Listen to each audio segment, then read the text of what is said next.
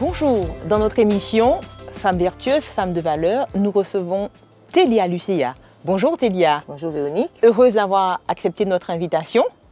Et ce matin, nous allons avec toi justement parcourir quelques tranches de vie et tu nous diras justement ce qui a fait de toi une Télia aujourd'hui que je vois ravissante et très radieuse.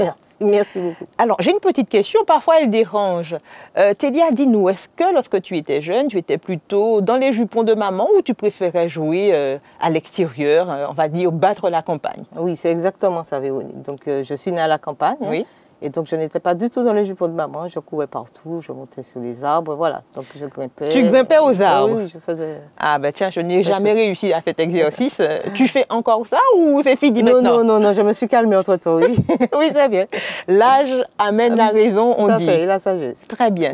Alors, tu m'as confié que tu as une sœur et un frère. Est-ce qu'il y avait une différence d'éducation à la maison pour justement ce frère unique et les deux filles que vous étiez? C'est vrai que, bon, comme on le connaît, hein, bon, pour les garçons, il y a toujours une petite différence. Les filles sont beaucoup plus privées, donc un peu plus de liberté pour le garçon. Mais en général, c'est à peu près la même éducation pour les trois enfants. Très bien, très bien. Alors dis-moi, nous parlons justement de femmes vertueuses, de femmes de valeur. Pour ta mère, qu'est-ce qui était fondamental à la maison, surtout pour les filles? Qu'est-ce qu'il ne fallait pas déroger à la règle? Alors, maman nous a beaucoup enseigné la politesse, le respect. Donc, elle n'admettait pas qu'on réponde n'importe comment et qu'on ne soit pas poli. Et puis, elle aimait aussi le partage. Donc, c'était ces valeurs qu'elle voulait nous enseigner. Et puis, c'était aussi une femme pieuse qui... L'amour de Dieu, elle nous enseignait ça. Donc, mais elle avait une priorité pour tout ce qui était respectueux. D'accord, très bien. À part maman, parce qu'en général, en Martinique, on aime étendre la famille, l'éducation, c'est un petit peu aux tantes, etc. Alors, est-ce qu'il y a d'autres femmes aussi qui ont contribué à ton éducation, à ta formation? Oui, j'ai ma grand-mère paternelle. Donc, c'était une femme très discrète. Donc, je la regardais fonctionner, je la voyais vivre comment elle était. Elle aimait beaucoup ses enfants, beaucoup sa famille. Elle était discrète. Donc, dans son foyer, elle n'aimait pas intégrer plusieurs personnes. Elle était vraiment autour de sa famille. Et c'était vraiment une femme de discrétion. Et ça, j'ai beaucoup admiré ça chez elle. Et j'avoue que ça m'a forgé un peu, elle et maman, ces deux femmes, ces deux grandes femmes dans ma vie. Voilà, qui t'ont inspiré. Alors nous parlons justement, on connaît la politesse, la discrétion, ce sont des valeurs que tu as développées, ensuite que tu as pu transmettre. Oui, je pense que si on devait interroger mes filles, parce que j'en ai deux, aujourd'hui je pense qu'elles diraient la même chose. Donc, je tenais à ce qu'elle soit polie, qu'elle soit respectueuse, qu'elle le soit toujours. D'ailleurs, j'ai encore mon mot à dire. Et j'ai essayé de transmettre ces mêmes valeurs-là, ajouter d'autres. Mais en tout cas, ces valeurs fondamentales, j'ai essayé de les transmettre à mes filles. Alors, Télia, c'est vrai qu'on a ces valeurs, mais parfois, la façon de les transmettre sont un petit peu différentes. C'est clair. Alors, je sais que chez moi, c'était... comment dire, ça ne pas dit bonjour et voilà. Et la petite tape pouvait venir. Est-ce que c'était plutôt ça de ton côté? Et si tel est le cas, est-ce que pour tes filles, ça a été autrement? J'avoue que c'est un petit peu pareil au début. Oui, c'est ça. Parce que nous aussi, on est en train d'être formés nous-mêmes. On n'a jamais fini d'apprendre. Et on commet peut-être des erreurs dans la transmission. Donc au début, je leur ai donné comme moi j'ai appris, en tout cas. Donc elles ont pris des tapes, elles ont pris des fessiers, il y a eu des réprimandes. Après, quand elles ont commencé à grandir davantage, bon, on change de méthode. Mais c'est vrai que j'ai transmis comme j'ai reçu au départ. Après, on change, puisque nous aussi, on apprend. Et donc, voilà. Donc, dans la transmission, c'est aller en progressant. C'est pas forcément, tout n'était pas pareil, mais au départ, oui, j'avoue. D'accord. Alors, Télia, maintenant, ça fait un long moment que tu as fait ton alliance avec Jésus et je sais que ta rencontre avec ce Dieu que nous servons est un petit peu particulière. Raconte-nous un petit peu comment tu as connu ce qu'on appelle l'évangile qui donne la vie, cet évangile de joie. C'est ça. Alors, comme je te l'ai dit au début, ma mère, c'est quelqu'un qui aimait profondément Dieu, mais qui était catholique, donc qui nous a transmis comme ce qu'elle avait. Donc on avait cette plus ou moins connaissance de Dieu. Mais ce qui est extraordinaire, c'est que ma mère, elle avait un bar. Ma mère, elle avait un bar. Il y avait aussi une salle attenante à ce bar chez les parents, et qu'ils louaient de temps en temps pour des manifestations, mariages, etc., baptême. Et un jour, un pasteur, donc c'était le pasteur de la commune de Sainte-Luce, puisque nous habitons Sainte-Luce, est venu demander à louer cette salle pour pouvoir, pour avoir une évangélisation, une campagne d'évangélisation. Voilà. Alors mon père acceptait, il ne savait pas, il s'est dit, bon, c'est une occasion comme une autre, hein, donc il a l'habitude de louer. Et c'est là que j'ai, bien sûr, ça se faisait à la maison, donc j'ai pu entendre, même s'il ne voulait pas forcément qu'on y aille, mais c'était là, donc on écoutait. C'était tout près. Voilà. C'était tout près, on écoutait, et c'est là que j'ai commencé à me poser de véritables questions, parce que ce qu'on connaît et ce qu'on entend, voilà, la curiosité est éveillée. Et bien sûr, il y avait une Bible à la maison. Donc on entend et on va chercher, on se pose des questions. Et c'est comme ça que j'ai commencé à étudier davantage ma Bible et à aller là-dedans et à comprendre certaines vérités que je ne connaissais pas, hein, et qui sont des vérités qui nous permettent de nous libérer de certaines craintes que nous avons, de certaines choses. Et c'est comme ça que j'ai connu l'Évangile, au grand désarroi de mes parents. De tes parents. Et je crois qu'après ça, ils n'ont plus loué vraiment pour une évangélisation.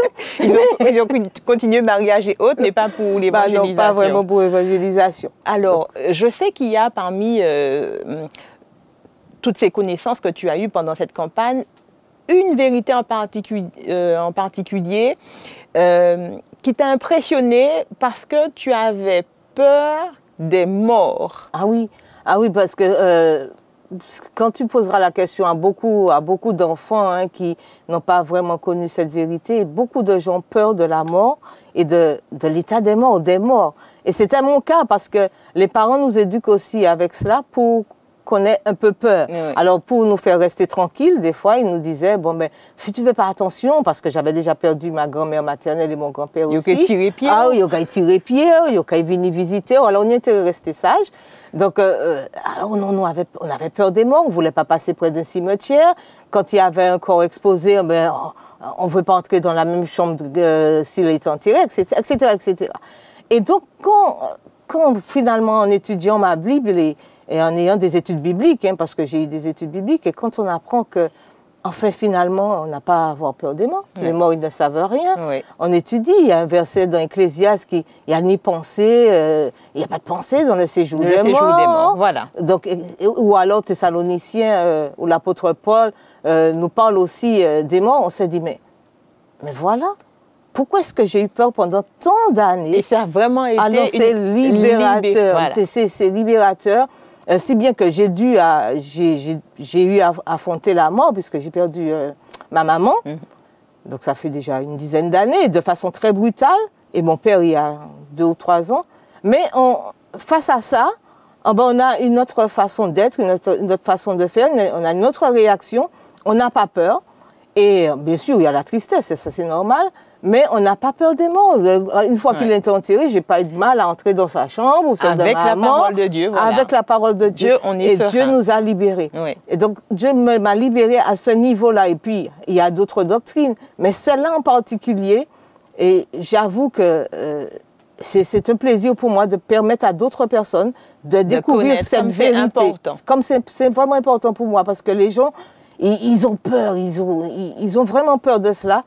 Et on peut les rassurer grâce à la parole de Dieu qui nous donne toutes les vérités concernant au moins la mort et l'état des morts. C'est vrai qu'on peut dire non seulement sur l'état des morts, le mort ne fera rien, mais aussi cette espérance qu'on a après de les revoir.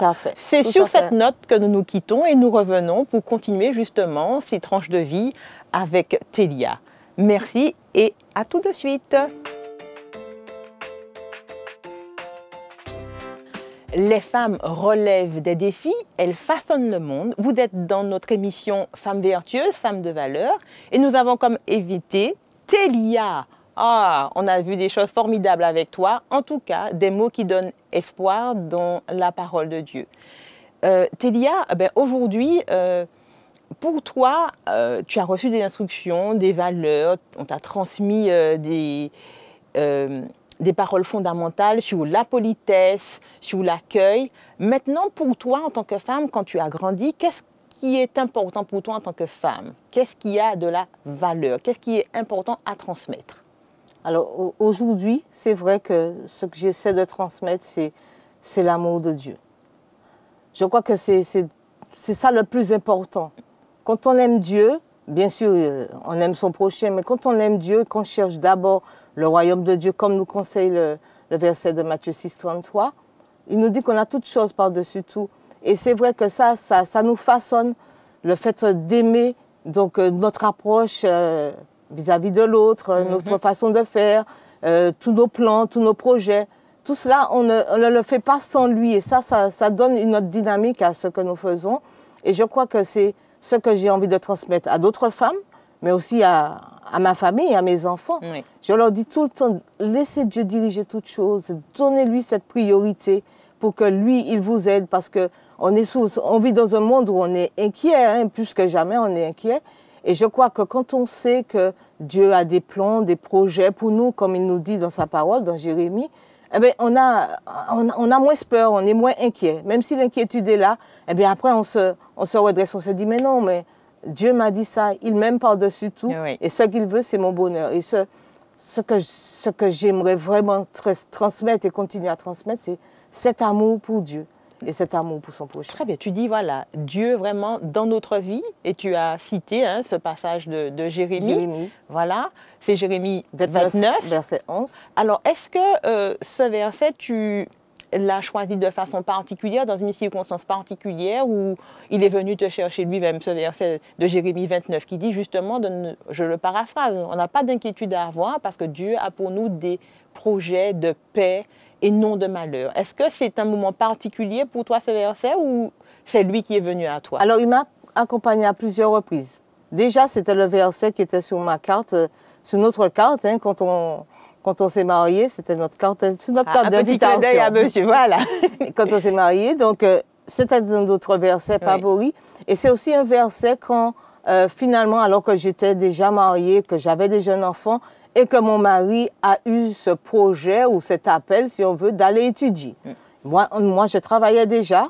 On avait déjà la maison, rappeler, on était déjà... Tu es femme de pasteur, oui, ce n'est pas rien parfois, avec tout l'engagement que ça mais demande. on était déjà fixés, on avait déjà tout ce qu'il fallait, on était établis.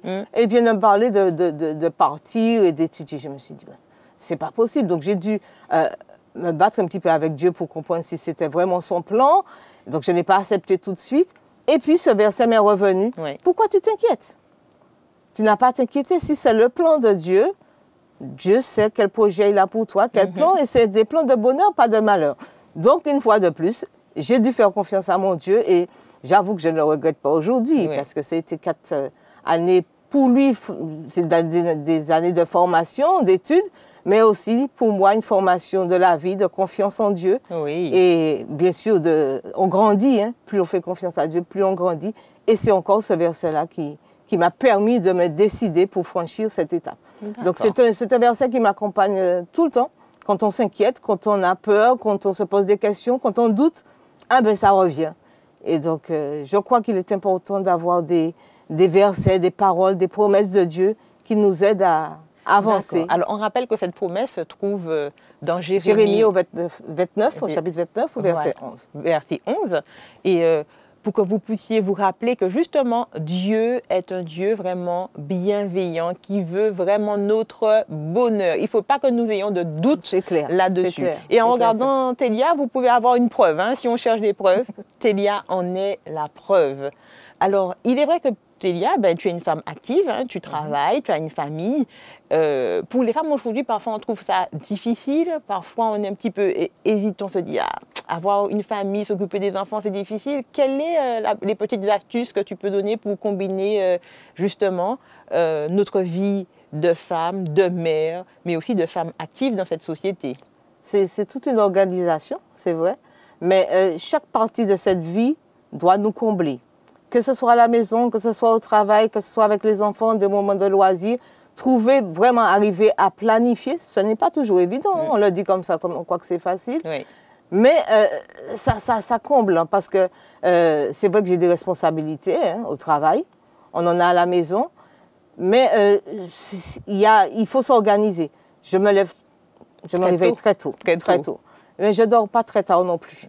Donc, on s'organise donc, pour se réveiller, pour préparer le petit déjeuner, trouver déjà ce moment de prière personnelle pour confier tout cela à Dieu. Donc, préparer le petit déjeuner, réveiller tout le monde, etc. Donc, faire le culte avec les enfants, partir au travail, gérer. Mais au moins, là, notre vie, ma vie en tout cas, elle est bien remplie. Elle est bien remplie. Et tu dis quelque chose de très intéressant. Il faut que dans tous ces aspects, que nous soyons comblés. Comblés, c'est ça. Comblés. C'est ça. Et je crois que là encore, peut-être que Dieu est là pour soutenir et pour aider à... Même s'il y a des moments de fatigue et des fois on a envie de souffler parce que des fois il y a des jours, c'est speed ou les journées sont trop remplies peut-être. Mais à la fin, on se dit bon, eh ben voilà une journée de plus et Dieu a permis qu'on la termine, qu'on puisse accomplir ce qu'il avait préparé d'avance pour nous, hein, après tout. Et puis on la termine et on se dit bon, merci Seigneur, demain on verra ce qui nous attend. Mais c'est ça, c'est la joie de pouvoir accomplir des choses. D'accord. Et de les apprécier. Et de les apprécier, c'est ça, il faut aimer. C'est une vie de gratitude aussi, peut-être que ça va nous permettre justement de passer ces moments difficiles et de pouvoir retenir justement, même si on a eu quelques petites difficultés dans la journée, eh bien, nous sommes arrivés au bout parce que Dieu nous a aidés. Tout à fait. Et c'est ça. Et j'aime bien à dire, il faut vivre un jour à la fois. Cette journée se présente, on ne sait pas de quoi elle sera faite, mais ma foi, on va l'affronter avec la grâce de Dieu. Et quand elle est terminée, on se dit, on s'assied, on fait le bilan, on se dit, une fois de plus, l'Éternel nous a permis de la traverser, on a accompli de grandes choses. Gloire à Dieu. Vous voyez bien que Thélia, elle répond pratiquement à toutes les petites cases, on peut cocher. Elle relève des défis chaque jour, voilà, et elle façonne le monde. Façonner le monde, c'est déjà dans le cocon familial, en prendre soin et ne pas oublier ces moments forts spirituellement, hein, le culte ensemble, c'est important pour vous? Et puis oui, c'est vraiment important, dès le matin, pouvoir rassembler sa famille et avoir ce moment. Et puis, il y a des moments de loisirs, il faut trouver cela aussi. Hein. Même quand, après la journée, quand je suis fatiguée, que j'arrive, ma fille me dit, maman, on va faire le tour, on va faire du sport. Et même si on n'a pas envie, bon, on y va. On y va. Oui, le dimanche, trouver un moment où aller à la plage. Mais trouver ces moments-là où on passe ensemble, ou un jeu de société, un moment dans le week-end. Mais trouver ces moments où on peut être ensemble, pas seulement pendant le culte, pas seulement quand on mange, mais ces moments que les enfants n'oublieront pas. Et ma première fille n'est plus à la maison parce qu'elle étudie, mais elle se rappelle de ces moments. Il faut leur laisser des souvenirs. Voilà, elle se rappelle de ça. Ça permet de remotiver et de garder le cap. Tout à fait. Alors, tes deux filles, qu'est-ce qu'elles ont vu? Elles ont dit, maman, est-ce qu'il y a cette phrase, maman, quand je serai grande, je vais continuer à faire ça comme toi? Est-ce que tu as déjà eu cette phrase-là à la maison? Il y en a Ou beaucoup. Au contraire, il y en a beaucoup, non, je ne vais pas faire ça. Il y a beaucoup, je ne ferai pas comme toi. Hein. Ouais, mais elles sont encore jeunes. Hein. Je crois que c'est ça. Ah oui, mais tu es toujours là pour tout le monde. Mais non, il y a des choses. Elles disent ça, mais quand on les voit agir, elles font exactement la même chose. Exactement. On ne s'en rend pas compte. Mais c'est vrai qu'après l'âge, hein, c'est avec l'âge qu'on se dit, tiens, c'est vrai, après tout. C'était pas plus mal. C'est important. Alors, la courtoisie, la politesse, la discrétion, mais toujours un esprit de gratitude et plein d'espoir. Je crois qu'en 5 mots, j'ai défini un petit peu, voilà, parce que le punch est là, la vitalité, c'est peut-être, tu as bien choisi de battre la campagne, peut-être quand tu étais jeune. Oui, non, on tombe là-dedans, hein. On tombe un petit peu là-dedans, puisque les parents, ils y sont, on est né là-dedans. Et puis voilà, donc c'est vrai que je n'ai jamais aimé les poupées, donc je battais la campagne, j'allais chercher le fumier pour mon papa qui plantait. Bon voilà, des choses que plutôt les garçons faisaient.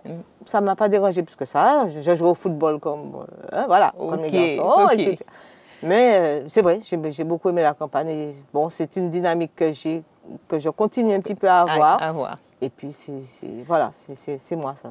Alors, nous approchons lentement de la fin de notre entretien. Thélia, est-ce que tu as un message particulier à donner à toutes les femmes jeunes ou plus âgées qui nous écoutent aujourd'hui? Alors, comme je l'ai dit tout au long de notre entretien, Véronique, ce que je conseille à toutes les femmes, c'est d'aimer leur Seigneur.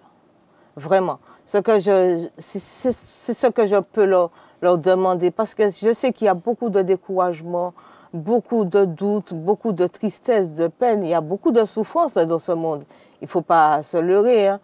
Mais je crois que la solution, c'est qu'il n'y a que Dieu qui puisse nous la donner. Alors, on a besoin des fois d'un accompagnement, mais qu'elle puisse trouver le réconfort dans les promesses de Dieu. Oui. C'est un Dieu qui nous aime, qu'elle ne l'oublie jamais, même si les choses sont difficiles, mais de faire confiance à leur Dieu. Amen. Il est là, tout près, et il ne nous lâche pas. Alors, Jérémie 29, verset 11. Un avenir et de l'espérance. Et de l'espérance. C'est ce que Dieu a prévu pour vous. N'oubliez pas que vous êtes des femmes vertueuses, des femmes de valeur. N'ayez pas peur de relever des défis et façonner le monde.